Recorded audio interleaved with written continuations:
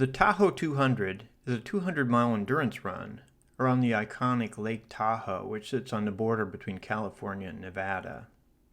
The race starts in the Heavenly Ski Resort in South Lake Tahoe, almost right on the state line. And it's actually 213 miles. The course has actually changed a bit from year to year, and particularly this year, since last year's Caldor fire in the South Lake Tahoe region closed down part of the trail and it still has not reopened.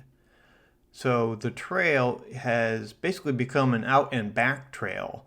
It winds 3/4 of the way around the lake and then back to Heavenly. Most of the course is on the Tahoe Rim Trail, which is above Lake Tahoe. Lake Tahoe sits at about 7,000 feet elevation. The average elevation of this trail is about 7,500 feet, so it's a fairly high altitude course.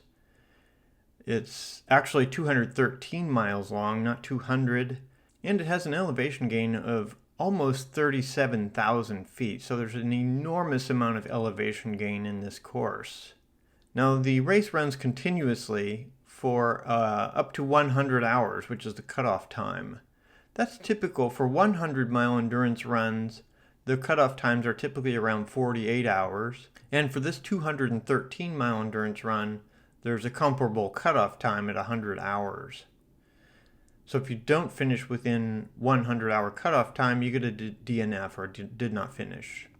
Now, like the Hard Rock 100, this is considered a graduate level run, which basically means that it is an extremely hard, challenging course, and it's not for weenies. This is, it may require some navigation skills of your own.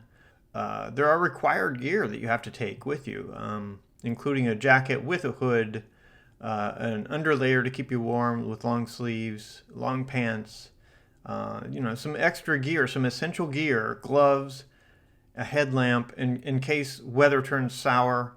You're at a high elevation, so the weather can vary widely.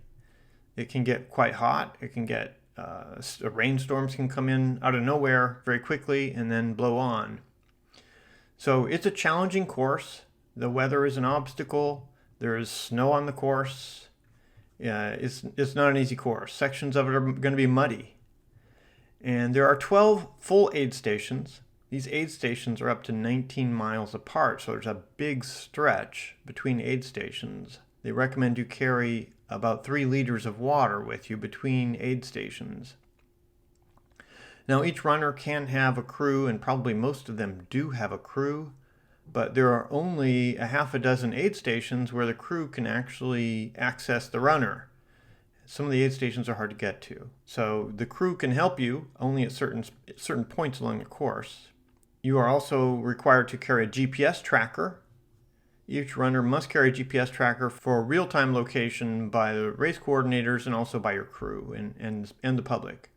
And runners are also allowed to have a pacer from mile 61 onward, so the last 140 miles of the course. Now, this is mainly for safety, because if you've ever run 61 miles, you kind of start to lose your mental astuteness.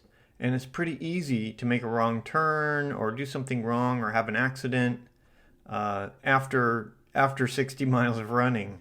You're starting to feel pretty worn out and very less sharp than you were when you started. So the pacer is kind of there to help keep you on track and for your safety, help navigate you through the course and help watch out for you, just protect you from wildlife or whatever, any obstacles or hazards.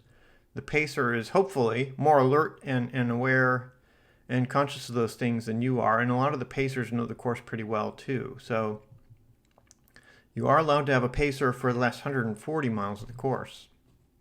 So the top 3 in the 2023 running, which just finished early this morning, are Claire Bannwarth, who is actually from France. A woman from France won the race outright in 2 days, 14 hours, and 29 minutes.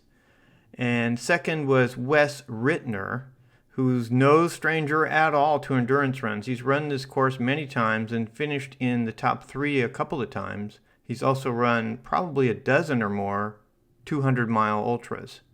And Wes finished in 2 days, 16 hours and 16 minutes, about 2 hours behind Claire.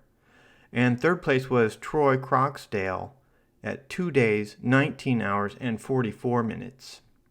Now, all of these are very far from course records, probably due to the snow in the Sierra. At the higher elevations, there is still a lot of snow, and that is going to slow the runners down in most cases.